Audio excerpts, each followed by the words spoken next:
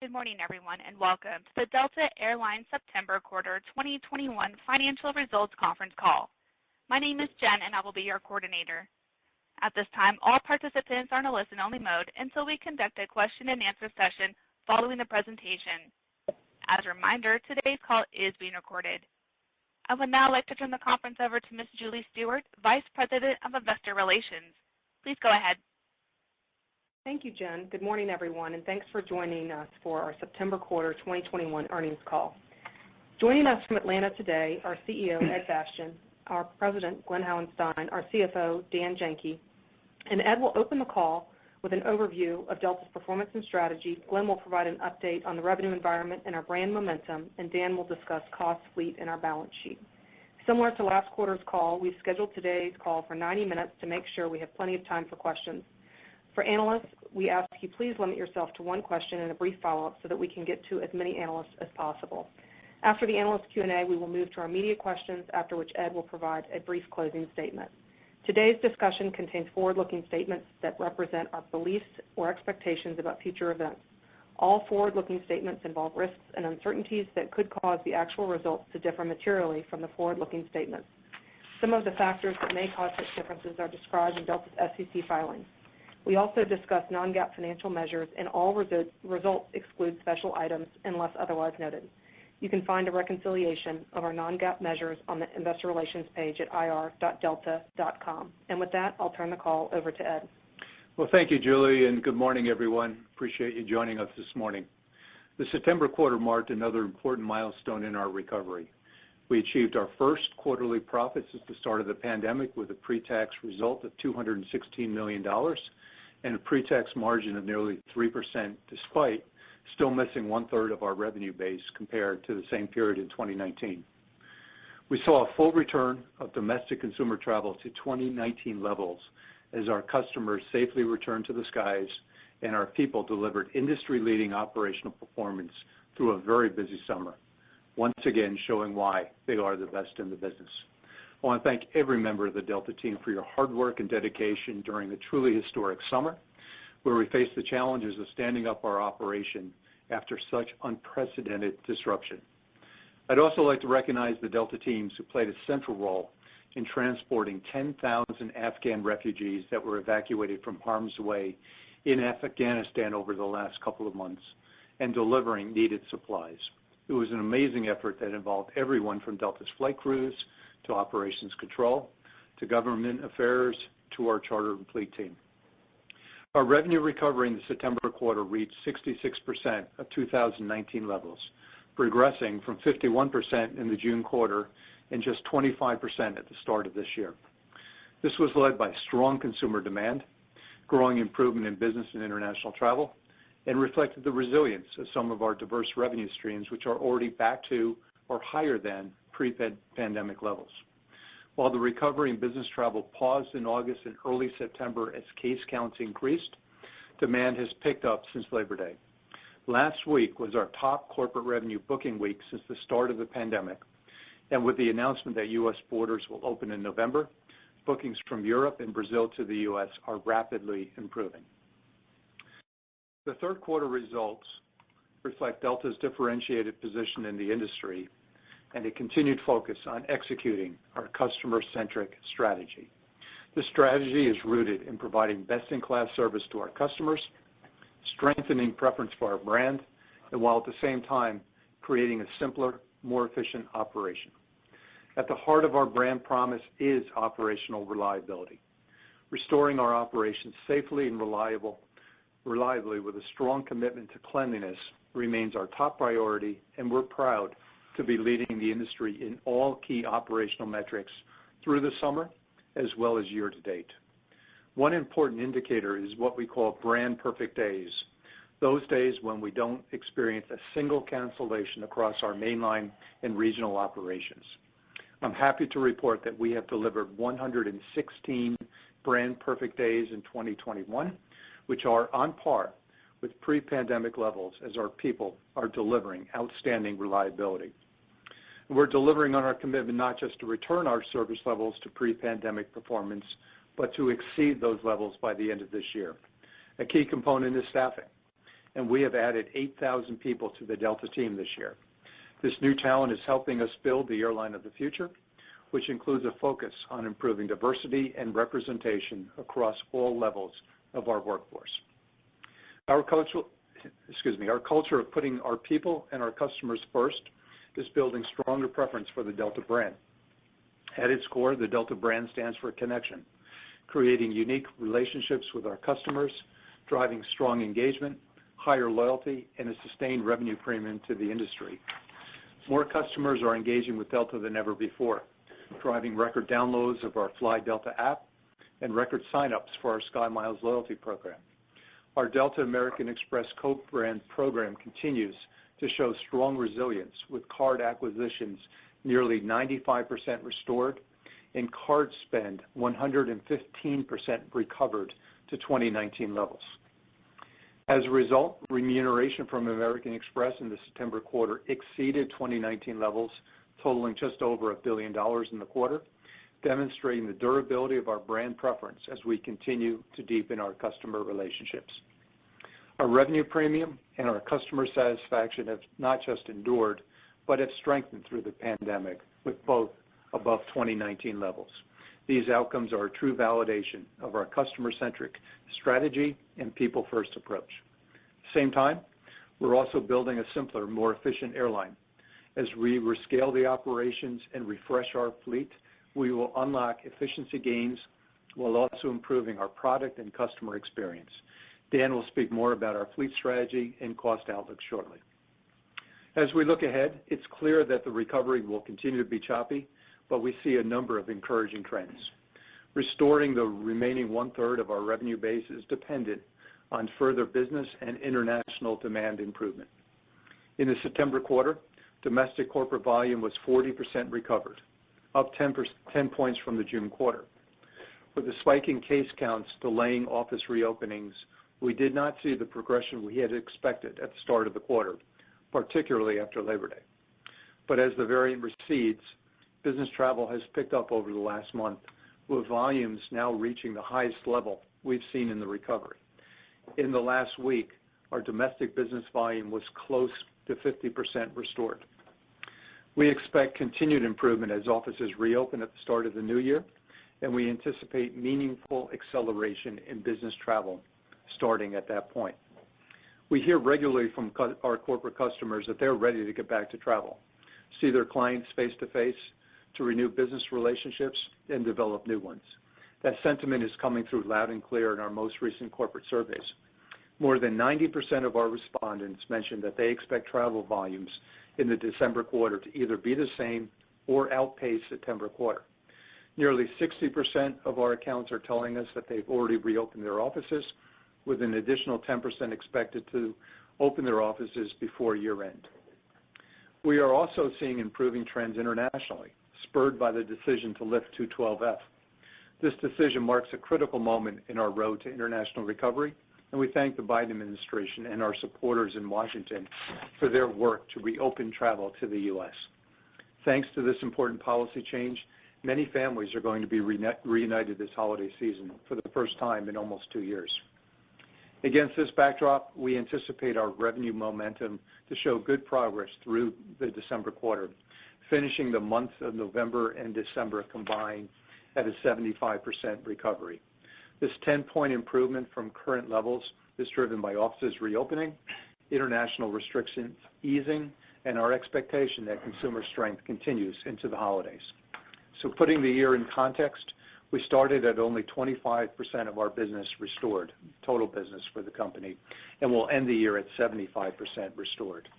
While choppy, there is a clear underlying momentum in our company that gives us optimism as we go into 22. As those fundamentals improve, we also see fuel prices continue to rise, which will pressure our ability to remain profitable in the December quarter. At present time, we're expecting a modest loss in the fourth quarter, with crude prices driving that up nearly 60% year to date and more than 15% just over the last month. While we operate in a volatile and uncertain environment, I have the utmost confidence in our return to sustained profitability as the recovery progresses into the new year. As we continue to restore our airline, our actions are guided by three near-term priorities.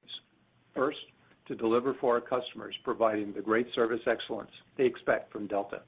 We've worked hard to get our staffing levels in place, reducing wait times at our reservation centers, improved self-service options, the return of food and beverage options on board, upgraded Wi-Fi and in-flight entertainment, and the full reopening of our Delta Sky Club network in July of 2021.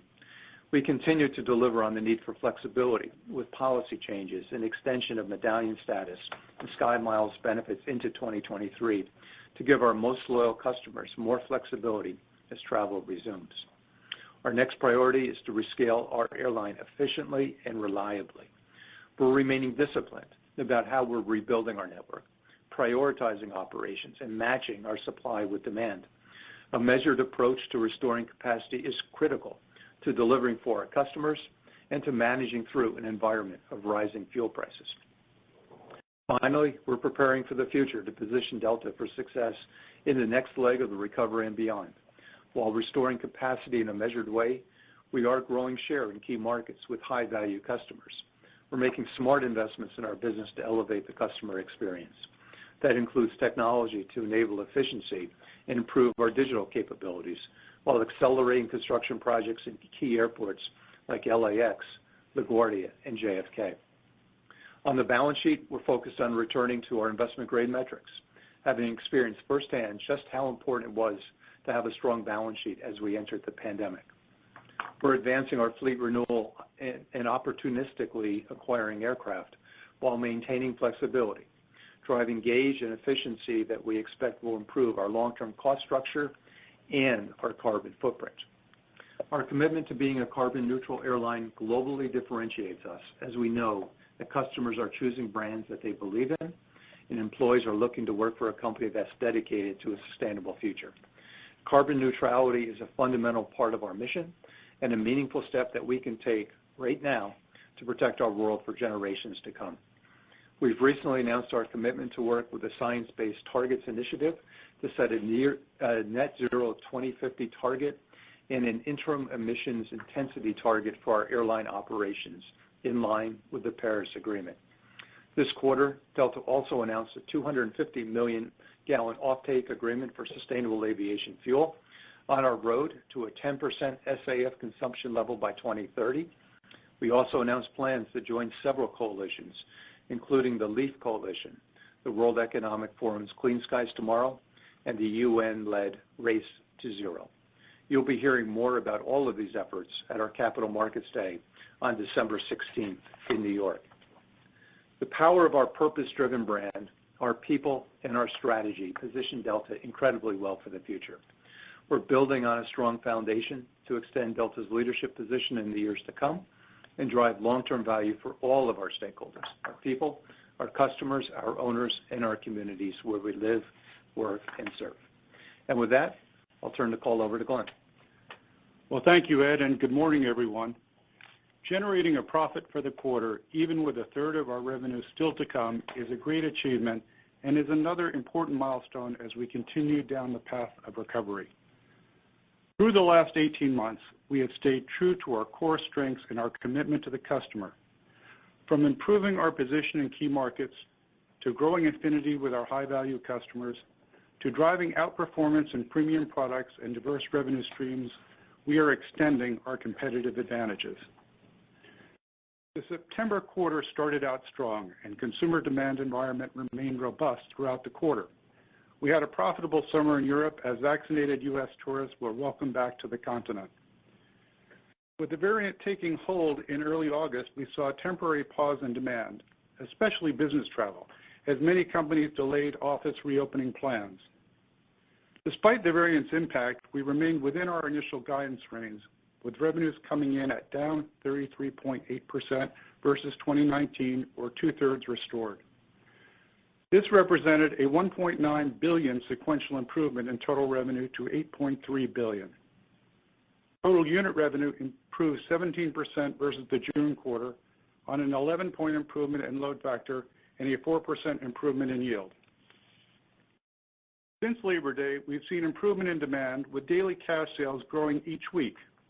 domestic consumer revenue remains fully recovered to 2019 levels, and we are seeing continued improvement in domestic corporate sold revenue, which, as Ed mentioned, is at the highest level we've seen during the recovery. We expect continued improvement throughout this quarter.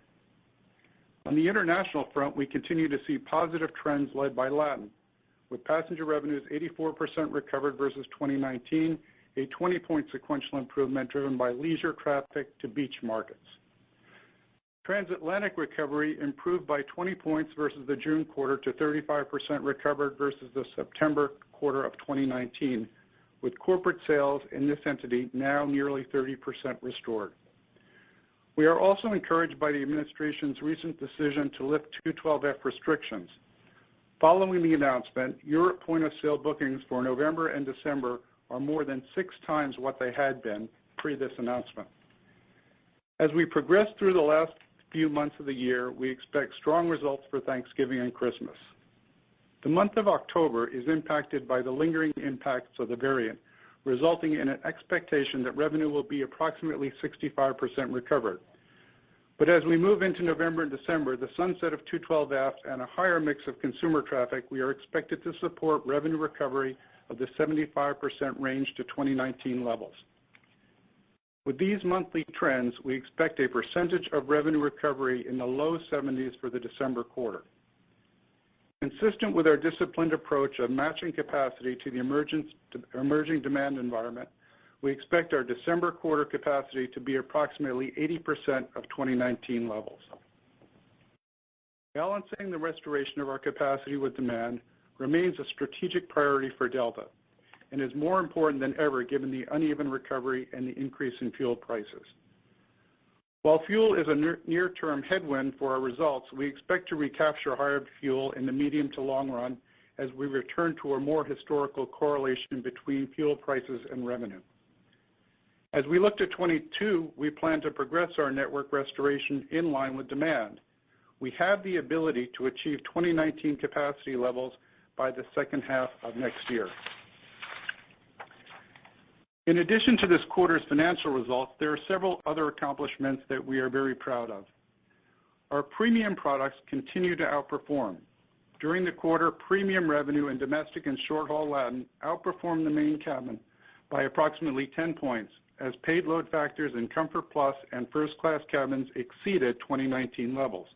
This is a great validation of our premium strategy, especially given the higher mix of consumer demand. Our diverse revenue streams remain resilient.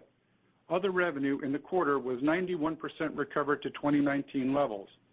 Within that category, loyalty revenues are more than 80% restored, supported by strong card spending and acquisition trends. Cargo revenue, which we expect will continue to grow and enhance our future international profitability, was nearly 40% higher despite flying less than half of our wide-body international flights compared to the same period of 2019. And MRO revenue was more than 90% recovered on increased engine volume. Our conservative approach to restoring capacity, combined with the strength of our premium products and the resilience of our diversified revenue streams, resulted in a unit revenue premium relative to the industry throughout the pandemic. As we close the books on September quarter, we expect that trend to continue with a unit revenue premium relative to the industry exceeding our highest third quarter on record, even with business and international less than 50% recovered. This result validates a basic but powerful premise. Putting the customer at the center of everything that we do and pursuing diverse revenue streams translates into a sustained revenue premium. As consumers return to the skies, we've been focused on increasing stability and trust. We are also reducing friction points by eliminating change fees, enhancing self-service options, and developing our Flex product that provides full refundability for those that value flexibility the most. We're progressing towards a fleet that is more cost-efficient and fuel-efficient and one that offers even better onboard experience with a higher mix of premium seats and enhanced Wi-Fi and IFE products. Enhancing the customer experience doesn't stop on board our aircraft.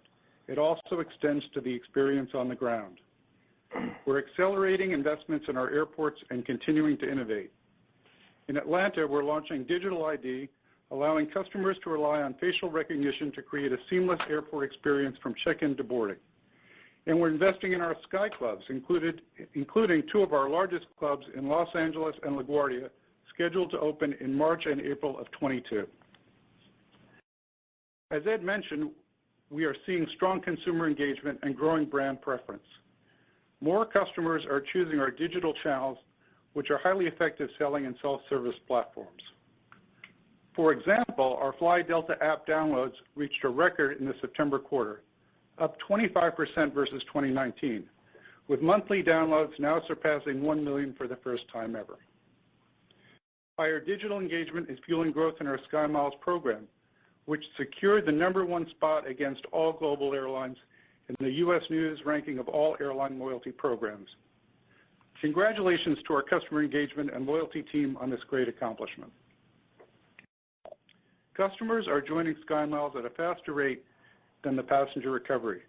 For the quarter, our SkyMiles acquisitions were more than 100% recovered relative to 2019. And finally, our co-brand program continues to show resilience and drive tremendous value for both our Delta and our partner American Express, and importantly, to our highest value customers. We're seeing more demand for our premium co-brand credit cards with both new and existing cardholders as more customers are increasing seeing the value proposition. Our well-defined and proven strategy of focusing on the customer positions Delta well for many years ahead. Key to our success is the fact that we have the best people in the industry delivering on our brand promise to our customers every single day. And with that, I'll turn the call over to Dan. Great. Thank you, Glenn.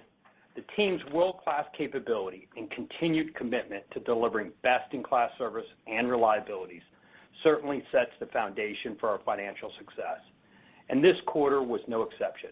The Delta people continue to execute well through a dynamic environment. Across our teams, we are focused on preparing the operations for the next leg of the recovery, taking the steps required to position Delta for the future, where we build upon our industry leadership position in the years ahead. Let me start with a few highlights for the September quarter.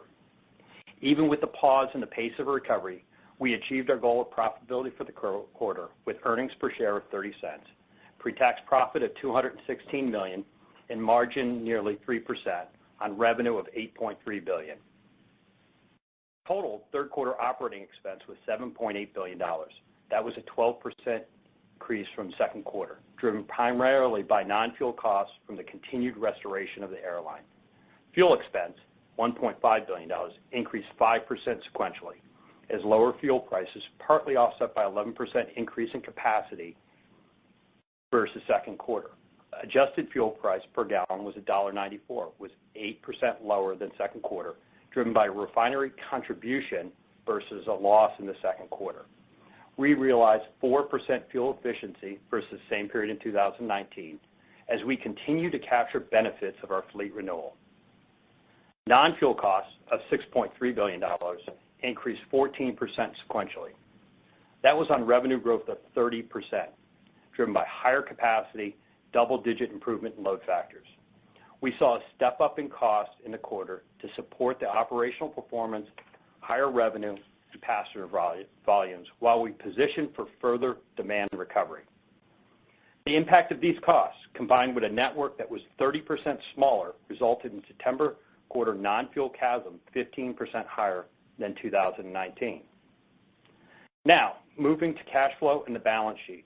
The September quarter operating cash flow was $151 million.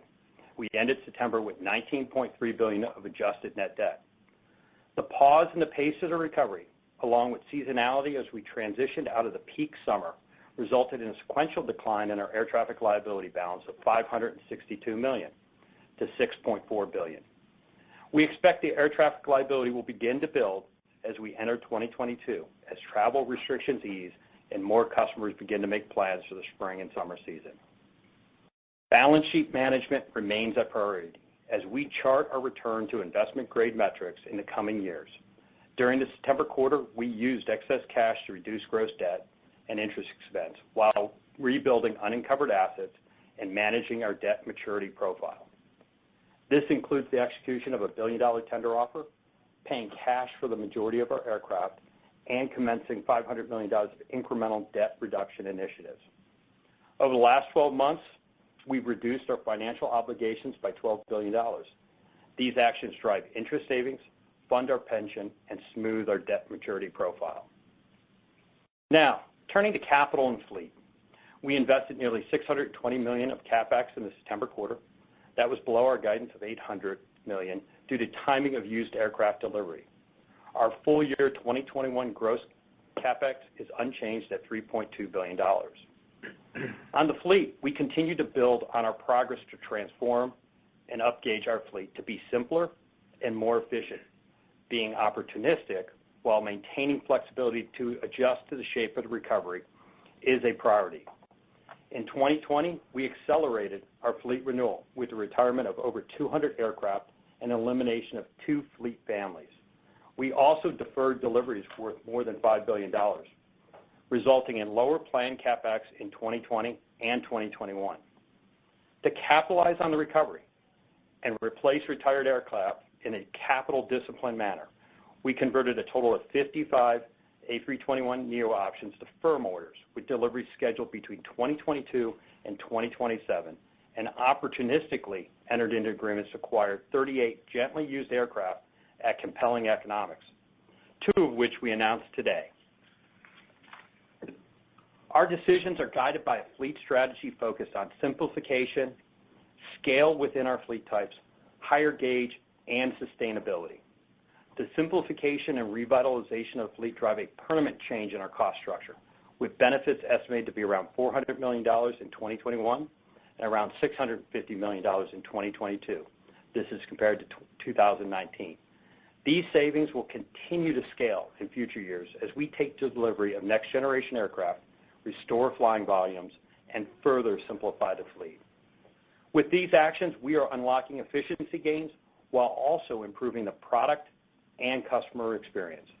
By next summer, nearly half our narrow-body seats will be produced by large-gauge aircraft, our most profitable fleet category. This is an improvement of 10 points versus 2019.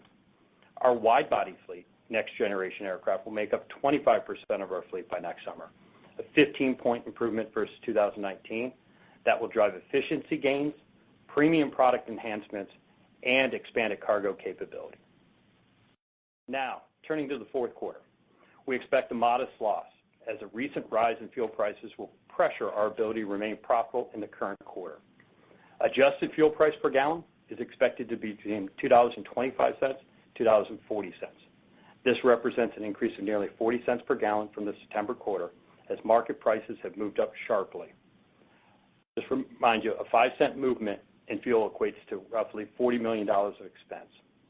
Fuel efficiency is expected to be approximately 4% better than the December quarter in 2019.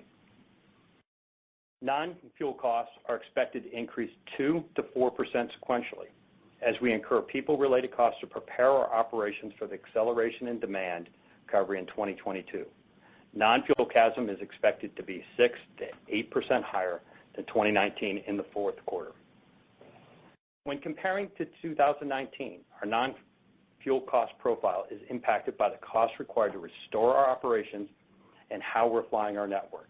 As we rebuild, additional maintenance and training costs are required to prepare our fleet and our crews to fly a larger schedule next summer. These costs will continue into next year. The size of the network and the deployment of the fleet are also contributing factors. From a scale perspective, our network is 20% smaller in the fourth quarter compared to 2019. Our mix that we're flying is also different. We have less long-haul international capacity, which is structurally low CASM given the long stage length nature of that flying. Until we are more fully restored, we expect non-fuel CASM to be above 2019 levels. As our operations normalize, I'm confident in our ability to drive operating leverage and recognize the benefit from our fleet renewal. As we look to 2022, we are optimistic about the continued demand recovery and are prioritizing driving margins, profitability, and restoring our balance sheet. I look forward to building on this team's strong track record of financial discipline and balanced capital allocation and sharing more with you on our long-term expectations and goals at our Capital Markets Day in December in New York. In closing, as I continue to spend time with the Delta people, my conviction in our future only grows stronger. During my first 90 days, I've been most impressed with the team's resounding commitment to our employees and our customers, which comes through in every action I have across our operations. It's clear to me that there's something truly special about the Delta family. I want to echo Ed's and Glenn's sentiment, thank all my Delta colleagues for everything that they do to carry out our mission to bring people together and connect the world. With absolutely the best employees in the business, a clear focus on the customer, and continued financial discipline, I'm confident we are positioned to create long-term value for all our stakeholders. Now with that, I'll turn the call back over to Julie to begin Q&A. Thanks, Dan. As a reminder, please limit yourself to one question and a brief follow-up. Jen, can you please remind the analysts how to queue up for questions? Thank you. If you'd like to ask a question, please signal by pressing star 1 on your telephone keypad. If you are using a speakerphone, please make sure your mute function is turned off to allow your signal to reach our equipment. Once again, that's star 1 to ask a question. We'll pause for just a moment to allow everyone an opportunity to signal for questions.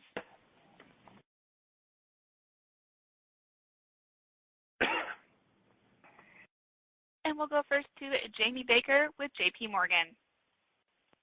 Hey, good morning, everybody. First question goes potentially to Glenn and Dan. So pre-COVID, I had asked Paul about the amount of time that it would typically take Delta to recalibrate to higher fuel prices. I'm not staring at the transcript, but his estimate at the time was 4 to 6 months, which was an improvement from historic levels. So my question, I guess, for Glenn is whether the booking curve is steep enough right now that you might actually be able to recapture the top line more quickly than that.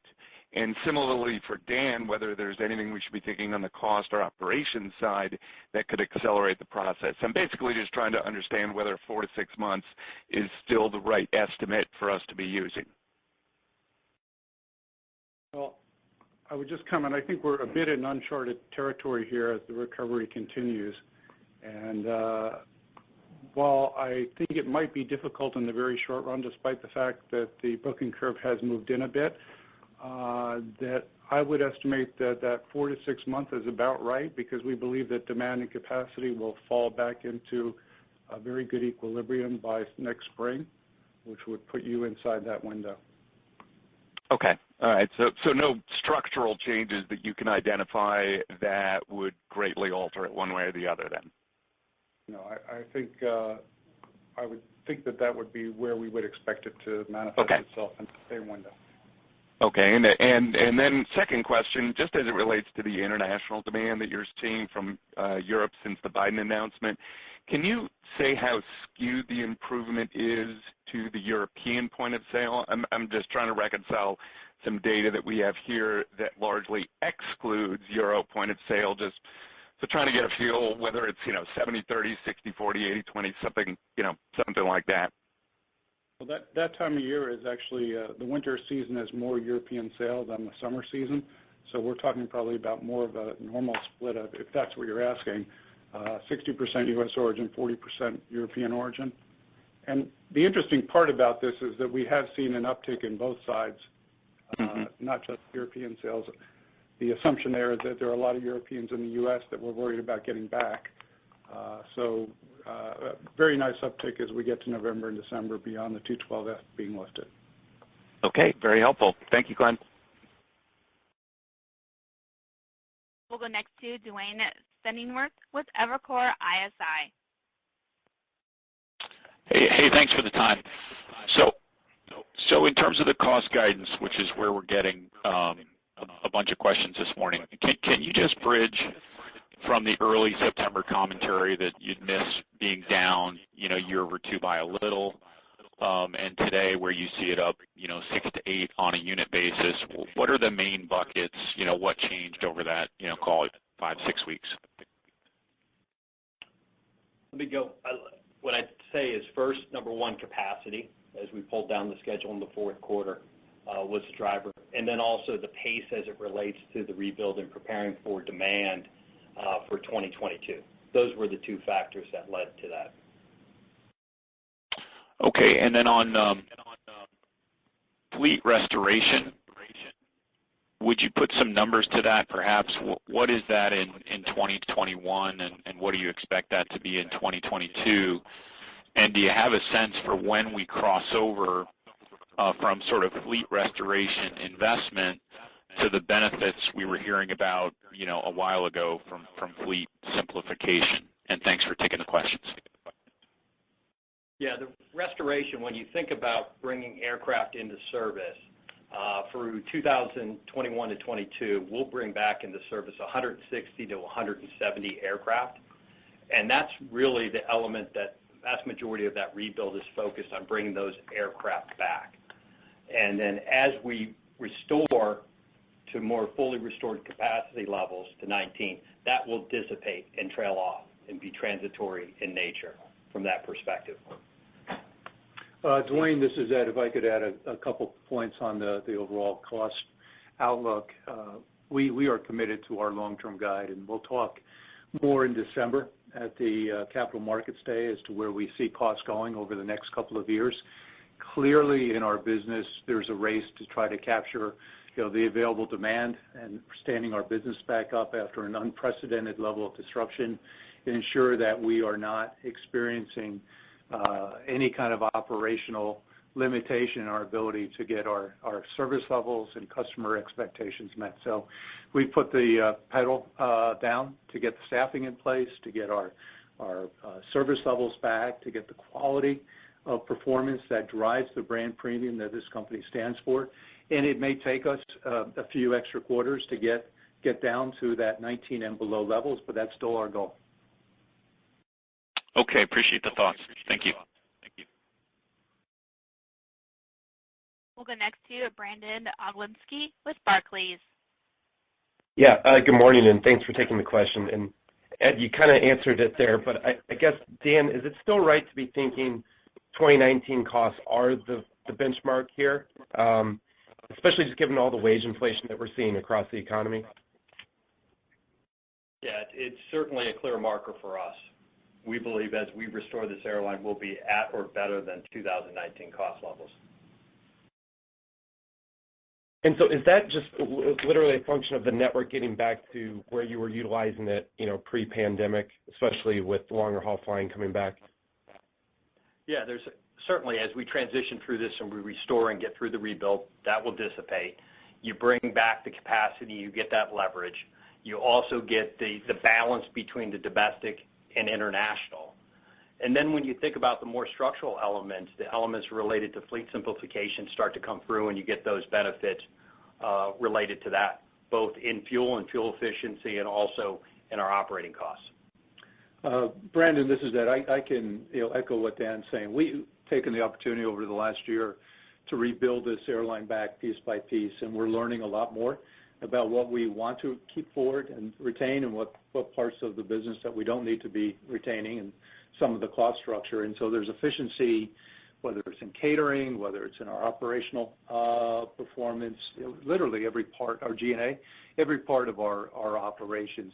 Hard to see when our capacity is still only at 80% or more at 2019 levels. But we are, very determined to make certain that we retain the value for the period of time we've just been through, and that efficiency will show through. It's going to take a little bit longer, and that's why it'll be really important in the Capital Markets Day that we show you the pathway to get there. Yeah. Thank you. We'll go next to Catherine O'Brien with Goldman Sachs. Hey, good morning, everyone. Maybe just one last follow-up on the cost outlook. So, I think you guys have made the point clear that we probably need to see more of an ASM recovery, not only in total amount of capacity deployed, but of course on the network allocation as well as you restore some of the longer haul wide-body flying. But I guess just if we could talk a little bit more about pace, like, do we need to get to a full restoration for that to occur, or like going from 90% to 100% recovered, do we suddenly see like a real, acceleration in the leverage you're going to get across the business, or just any high-level comments on how to think about pacing as we approach that? Thanks. We'll give you certainly more color and put a pin on it as we go to Capital Markets Day, give you the outlook, and also get more into specifics around 2022 guidance when we give you that. The real thing I think to look for is the two elements. It's going to be bringing down that rebuild cost related to the fleet, and when we get that restored, and that's going to really pace pretty closely with the return of capacity. And then obviously the incremental leverage. So I think on that piece you're going to get it throughout that period of time, but it's really that getting that fleet rebuild component down, and that will happen as we progress through that period. Okay, got it. And then maybe just one more international. So, Ed, on CNBC this morning, you noted that the company saw a tenfold increase in international bookings following the announcement on the U.S. borders a couple weeks ago. Can you just help us frame when we really start to see that momentum build in revenue? It sounds like there's some of that hitting in November, December timeframe, driving your more optimistic outlook on those months versus October. But are there also any early indications maybe for next spring or summer? Would love just to hear when you think we're going to start to really see that show up in revenue a bit more. Thanks. Sure, Katie. Yes, we're going to see it in November and December. We're looking at a 10-point recovery improvement just going from October to November. October, we're estimating at the 65% restoration level, which is where we've been for the last couple months, and we see a big jump up in November and December. International is a piece of that. It's not the only driver of that. Business travel is an important piece of that as we see that continuing to improve. We see in our bookings, I mentioned, I think, on the CNBC piece this morning that just in the last week, our cash sales were up 9% week over week, and that's a trend we've been seeing here for some period of time, steady growth. So I think you're going to see it then. I think like we saw here in the summer, there's going to be a mad rush for those that want to travel, that need to travel, to get out and travel. You may see a little bit of a pause as you get into the January, February time frame, but I think spring and summer is going to be another tick back up at an even higher level. And my view is that you're going to see, particularly for Europe, which is the biggest part of our international base, a spring summer next year that looked very much like the spring summer we just been through here in the U.S. Great, thanks for that. We'll go next to Hunter Keay with Wolfe Research. Hey, good morning. Glenn, these surveys that you say, are you asking corporate travel managers these questions or the travelers themselves? And also, how are you contingency planning if we get into late next fall and business travel's up only 80% of what it was pre-COVID? What sort of contingency plans do you guys have in place? Well, first I'll answer the first part of the question. That is a survey that goes out to travel managers, so that's their reply. Yeah. Second, and we do other surveys that go through our SkyMiles program for frequent travelers and their return to travel, and I would say those surveys are pretty well in sync. Clearly, consumers feeling much more confidence than business travelers in terms of what they expect to fly more, but more and more we're seeing the business component accelerate. So that's pretty exciting for us. And then on contingency plans, I think we are committed to remaining incredibly flexible. We know we're not fully out of the woods yet, and we know there's going to be more chop. It's not going to be a straight line out, and there'll be twists and turns, whether it's fuel, whether it's whatever it is. That's part of our business here, and we're always managing to the sum of all the inputs. As it relates to business travel, what I'd say we're super excited about is the fact that we were able to report a profitable quarter despite 60% of our business travelers still not traveling. And we know that number is greater than 60 for next year. We don't know whether it's 90. We're thinking it's somewhere between ending next year between 80 and 100. But if you look underneath the hood there, I think the point that we're trying to point out is that demand for premium products is actually exceeding our coach products with the business traveler out. So I think the big epiphany for us was there's a much broader demand for this than just business travelers, and If we have to pivot to demand sets for high-end leisure to fill those seats, that is a trade-off we'll make, and I think one that we can be quite profitable with under any scenario. Hunter, if I could echo some of Glenn's comments there, none of us know what the classic business travel, the volume is going to come back. Obviously, in our industry, we're bulls. We're optimistic that it's going to come back plus, but I think it's also safe to say it's going to come back differently, and there's going to be some level of demand erosion, no question about it, some element of behavioral change, no question about that, but there's also new opportunities to travel. Hybrid, for one, gives you a very different outlook in terms of where people work, how they work. I've spoken a lot publicly over the last number of months that video technology not just doesn't force you to stay in your home, it actually allows you to take the office with you when you're out on the road and stay connected better, and many, many other reasons. So we're going to talk about that in December because we know that's a big question on a lot of people's mind as to what the future of business travel is. And I see as many bright spots coming out of this recovery as some of the demand destruction elements of video technology and other things and behavioral change has reaped during this pandemic period. Okay.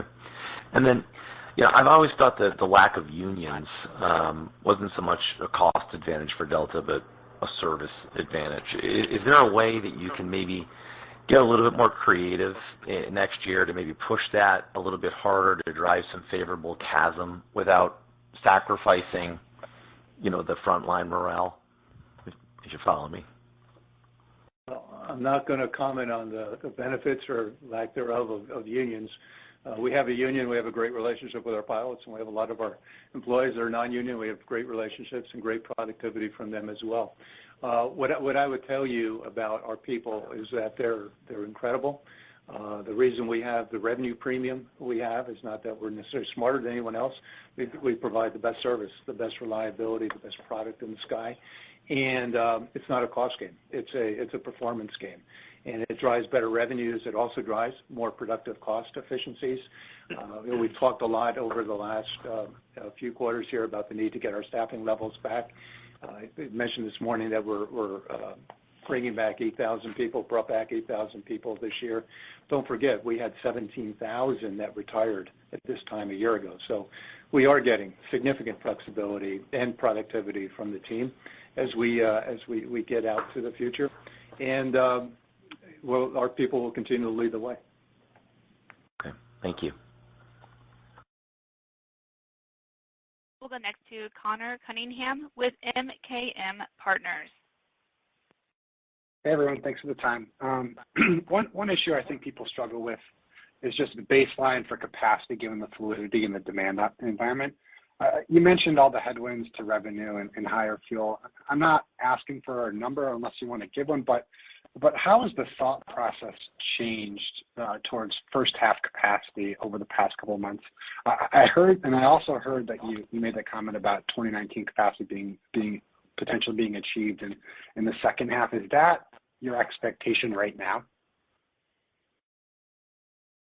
I think, we've remained very fluid throughout the entire crisis, and it's our commitment to remain very fluid until we get back to full restoration. We don't know exactly when that's going to be, and we put the marker out there.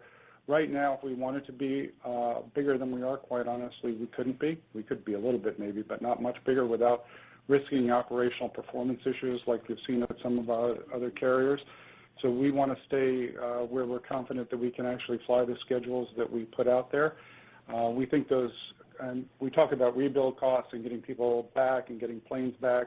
We're doing all that now in the background with the capability of achieving 100% of 2019 sometime in the back half of next year. Whether or not, as we get closer, we actually use that flexibility up or down, we'll give you more color on what those decision points are at Investor Day.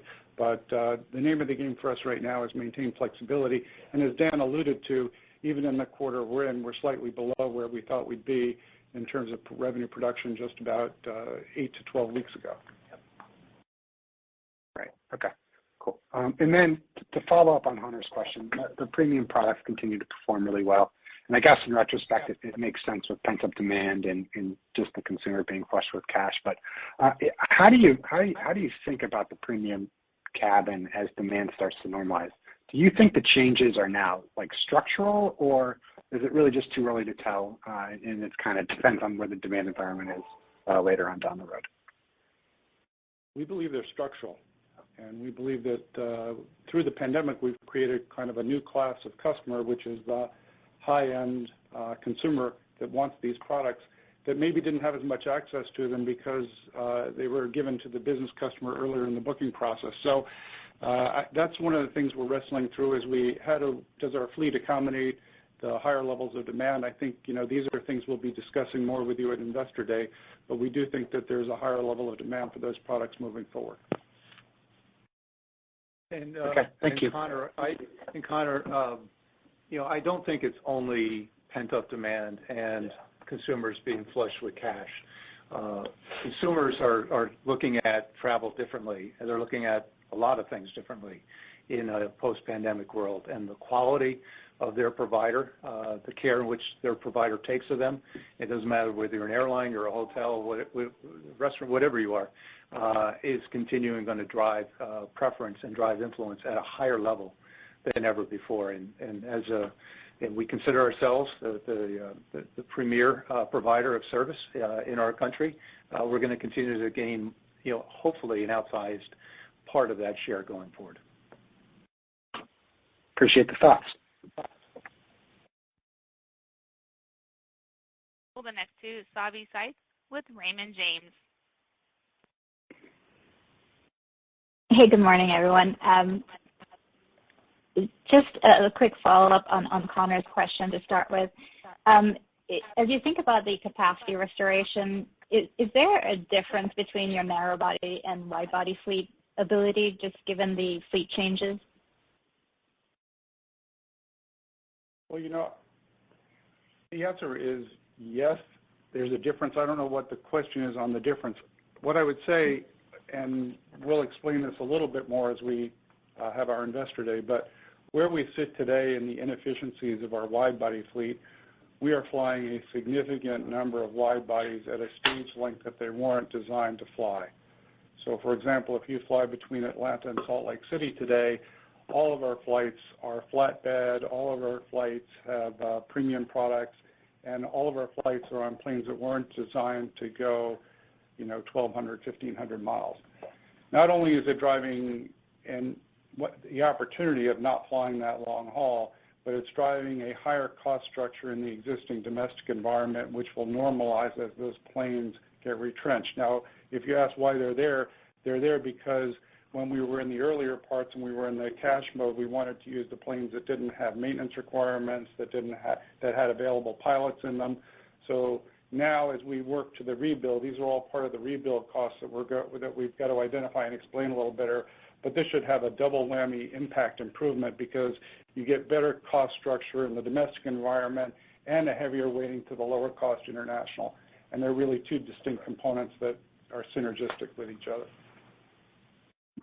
That's helpful. And if I might, you've announced quite a few Boston, new markets out of Boston. I was just wondering if you could provide a little color on the growth out of Boston, and just are those plans kind of in line with the kind of pre-pandemic strategy, or is there something different or like newer or different opportunity that you see out of Boston?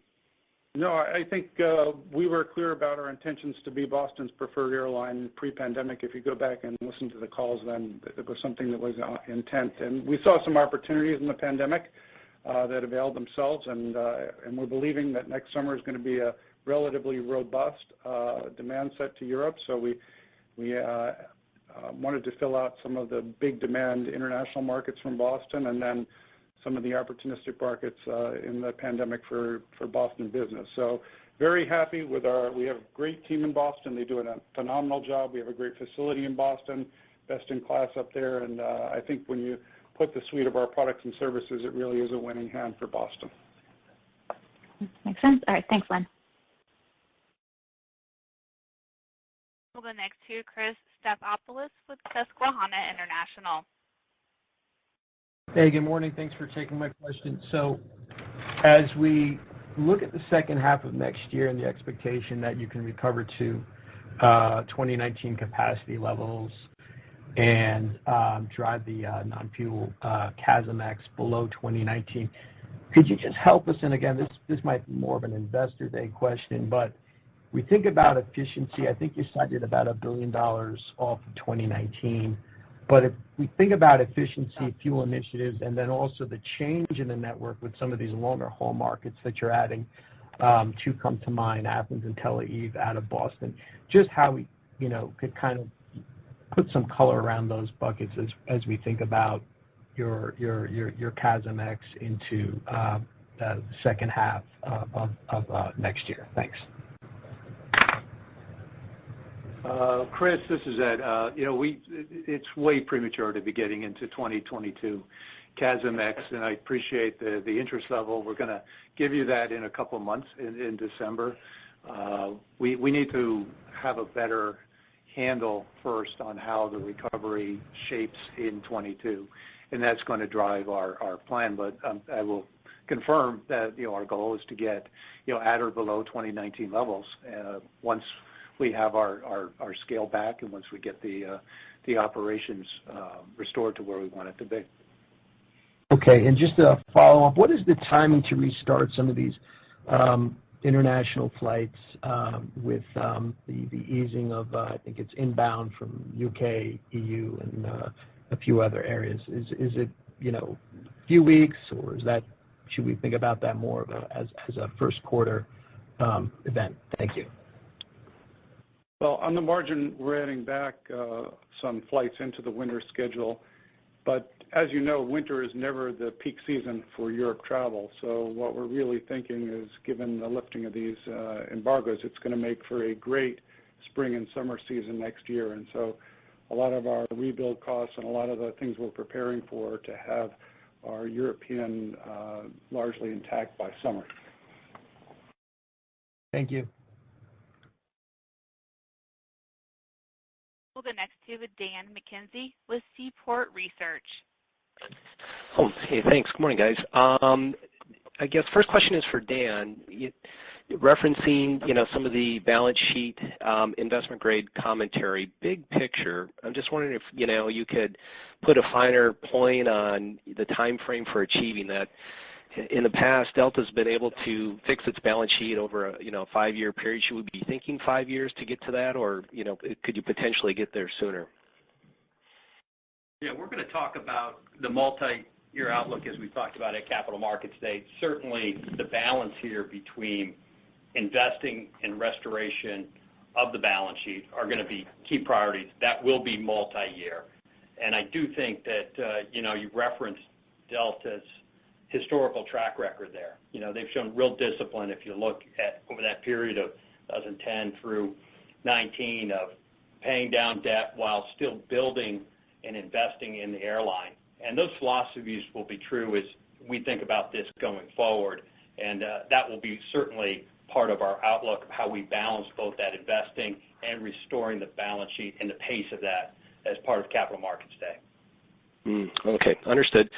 And then I guess, Glenn, on corporate travel being nearly 80 to 100% recovered by, year-end 2022, just, looking at where we're at today, can you just help us connect the dots on the various buckets of spend? So, in the fourth quarter here, how are the small and medium-sized businesses behaving versus, say, the large corporates?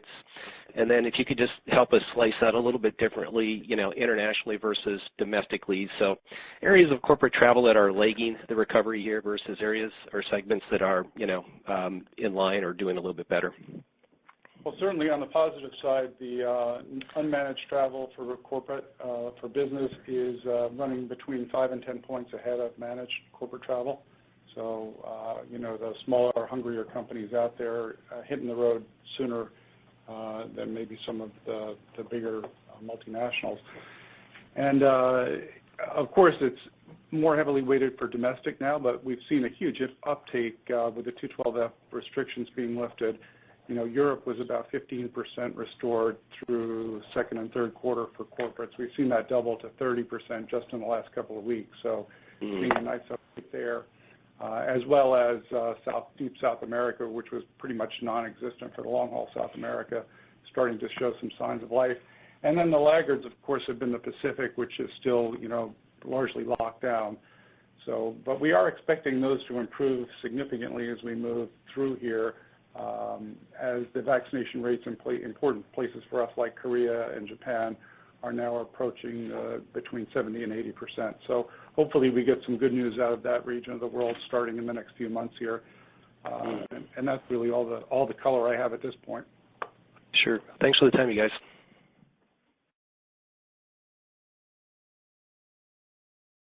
We'll go next to David Vernon with Bernstein. Hey, good morning, guys. Thanks for taking the time. I wanted to ask the cost question slightly differently. The capacity is supposed to be down 80% for 4Q. Can you give us a sense for where the operating resources are relative to 2019 in the fourth quarter?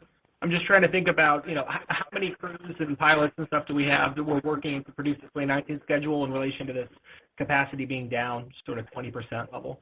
Is it down in line with that? Is it down less than that? Can you help us kind of frame the productivity issue?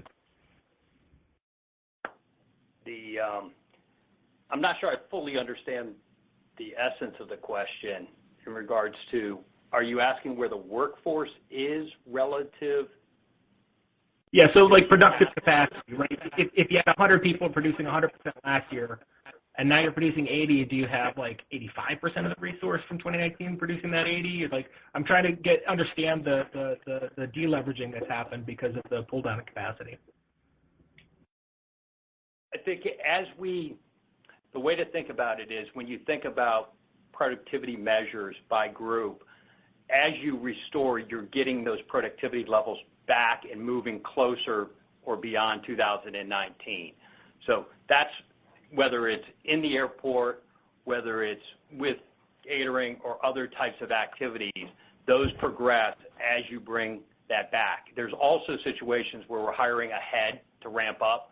So those are the unproductive people. That's where you're training them, you're scaling them before you inject them into the operation. And that's what we call out the specifics associated there with the rebuild. Yeah, I guess I was just trying to get a sense for if you could help us frame how the negative impact of the productivity loss. Let me take a stab at this, David. We have a lot of premium pay, overtime, a lack of quote-unquote productivity given where we sit with a rapid rebuild of the airline, getting people in position, getting people ready for the future, as Dan said, just covering the operation.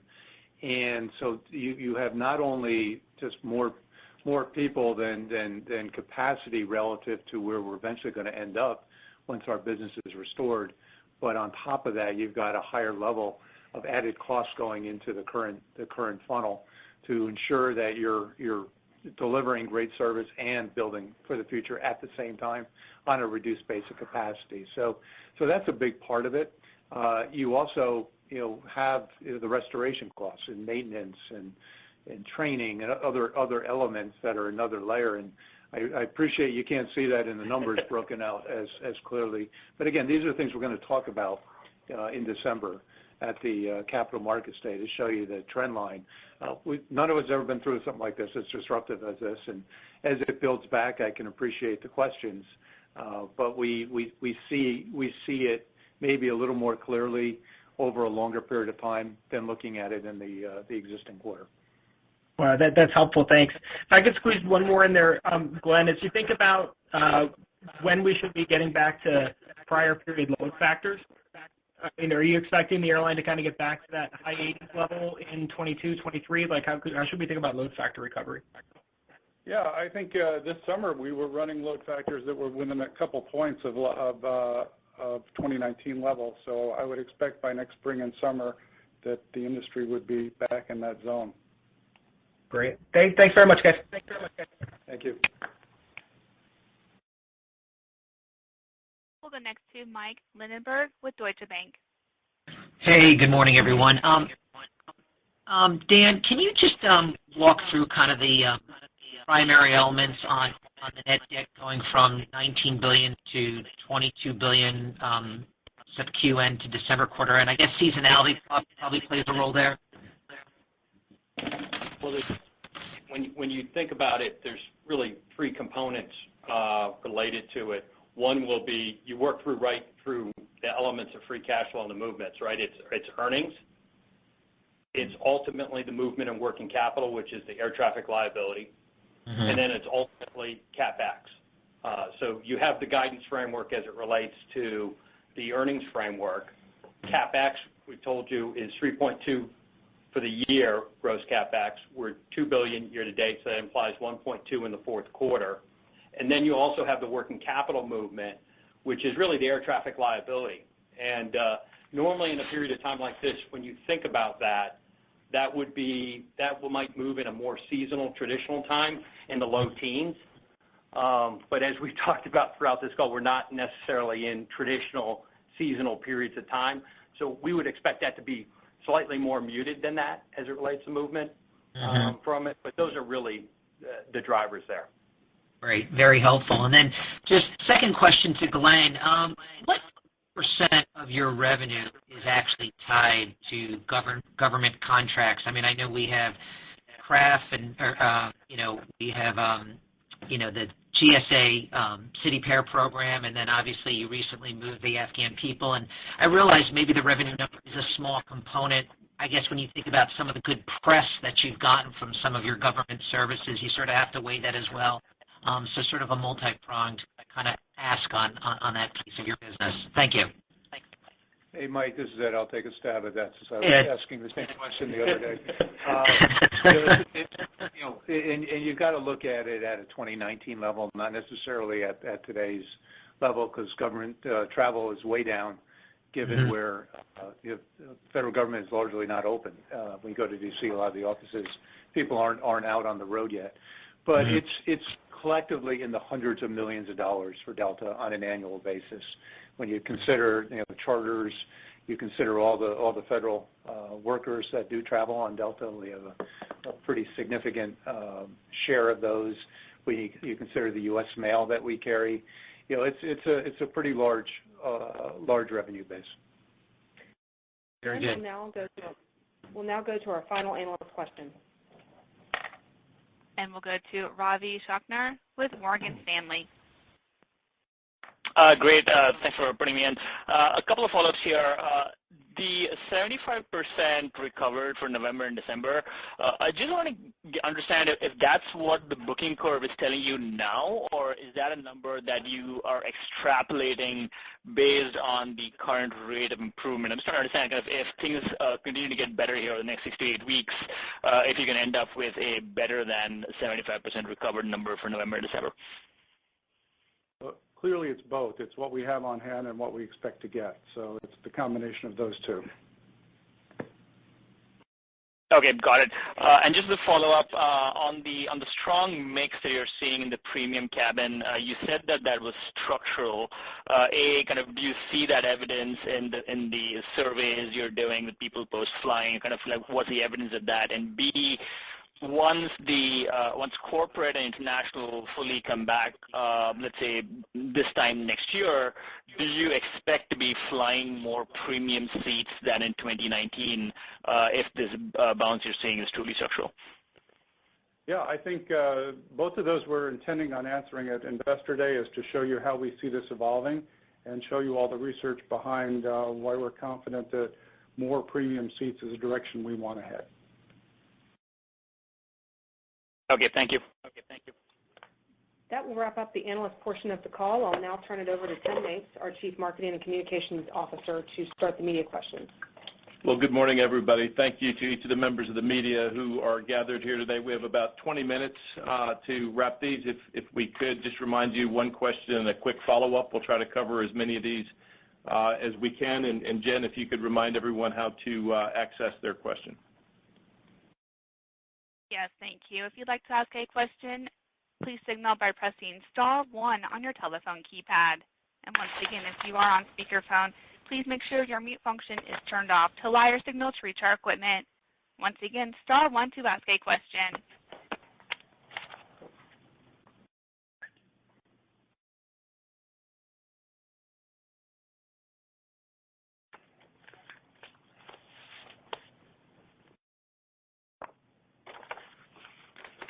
And we'll go first to Allison Sider with Wall Street Journal.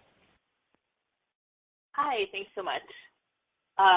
Just wondering, just given the 212F restrictions coming off in, I guess they're saying early November, what do you have to do sort of between now and then, if anything, to spool up the international operation? What sorts of preparations do you have underway? Well, we have a lot of the airplanes are still in the desert, so we're working on getting those all ready. We're also doing a lot of interior work. I think one of the exciting things that we want to talk more about next year is by next summer, all of our long-haul international will have our new premium economy, so that's another thing we're working on. And that premium economy is really a new class. We started it in 19. We didn't get very far with it, but by the time we come out of the pandemic in 22, to all of Europe will have the new premium economy seats, which is something along the lines of a little bit better than domestic first class and a class that we're really excited about. So getting that configuration redone. Our airports are another key thing. We've been working very hard on our airports, whether or not it's Seattle with the international terminal, whether or not it's Los Angeles, which should be largely complete by next summer. There's a lot of work going back into the rescaling, and it really is, it's all across the airline. In Allie, obviously we have a lot of seats for sale too. A lot of empty seats as we've been really only carrying close to 50% loads, for much of the last year across the Europe. So there's a lot of work going on, as Glenn mentioned, but there's also a lot of seats that already exist in the marketplace. Thanks. And I guess I'm just curious how you're thinking about sort of your pipeline of pilots, longer term over the next year, what retirements are looking like and sort of what the competitive landscape is for pilot hiring going forward. Well, we're going to be hiring over the next several years. I think at the present time we're looking at hiring a couple thousand pilots over the next 18 or so months to that question. At the same time, we had a pretty considerable number retire a year ago, about 2,000 also. So we've got this mapped out pretty effectively. We obviously need to forecast where the international demand is going to go to ensure that we're able to supply it and have pilots in the right spot. But we're I think doing a pretty good job of keeping our pilots and our staffing availability for crews in line with how demand is shaping up.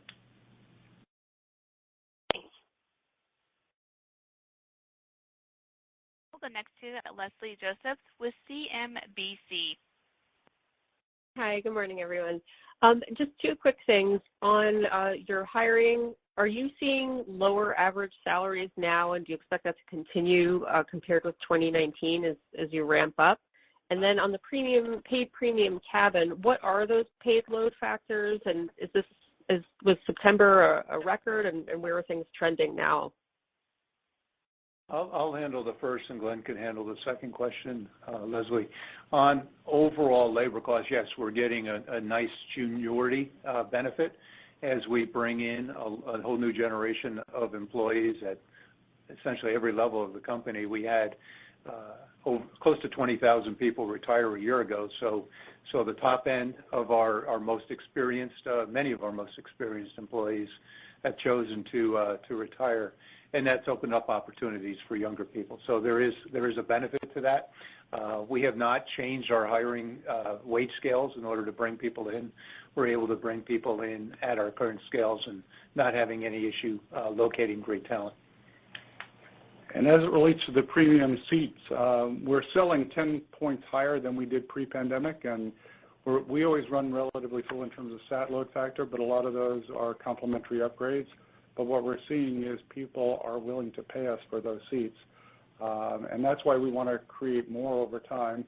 I'm not going to give away what we're going to talk about in Investor Day, but making sure that we have enough to satisfy both demands, the people who are willing to pay us for them, as well as having an adequate supply of complimentary upgrades for our most valuable customers. Okay, thanks. And do you have any number on how many people you want to hire in 2022? We haven't put that number out yet, but we'll certainly be hiring pilots. We'll be hiring flight attendants and mechanics. I'd say would probably be the three main areas we'll be hiring next year. Thanks. And once again, to ask a question, that is *1. We'll go next to Ted Reed with The Points Guy. Hi. Thanks for taking the question. I want to ask first about Boston. Your goals there. Do you have goals beyond the top 10 Atlantic and the top 20 domestic destinations? And in line with that, as for your competitors, if you're growing in Boston, don't they need to grow too? And wouldn't that be part of their case to the Justice Department that they also need to grow?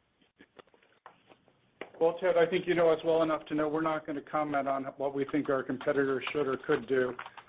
But I think what we see is our products suit the Boston market quite well, being a premium carrier and having Boston be a very affluent city with a huge component of corporate travel. We think that we are best suited to deliver the best products and services to the customers of Boston, and we're going to, as I said in previous calls, we don't want to be the biggest. We just want to be the most loved and the most profitable. All right. Thank you. I need to ask about the vaccine. Do you think you can get where you need to get in terms of vaccines without having a mandate at Delta? And that without threatening firing, can you get where you need to? Yeah, well, that's our goal, Ted. The goal here is to get people vaccinated, and we are on a plan to get people vaccinated. I think one of the reasons the order came out from the administration was they were uncomfortable that not enough companies had plans to get their people vaccinated. And we already had a plan, and the plan's working well. We're at 90% present time vaccination. We expect to get to 95% as we get into November. And there will be some exemption requests. So, there undoubtedly will be a small number of people that will not be vaccinated. I think it's going to be in the 1% to 2% range, not a very relatively small amount of people. And we'll have to assess that when the time comes. But right now, I think we're fully aligned with the intent of the EO. All right. Thank you. We'll go next to David Cohen with the Associated Press. Hi. Somebody, I think it was Leslie, already asked about the pay for new hires, which I was interested in. What are you seeing in terms of how many applicants you're getting per job, and how does that compare to pre-pandemic, as some of your competitors have commented on that?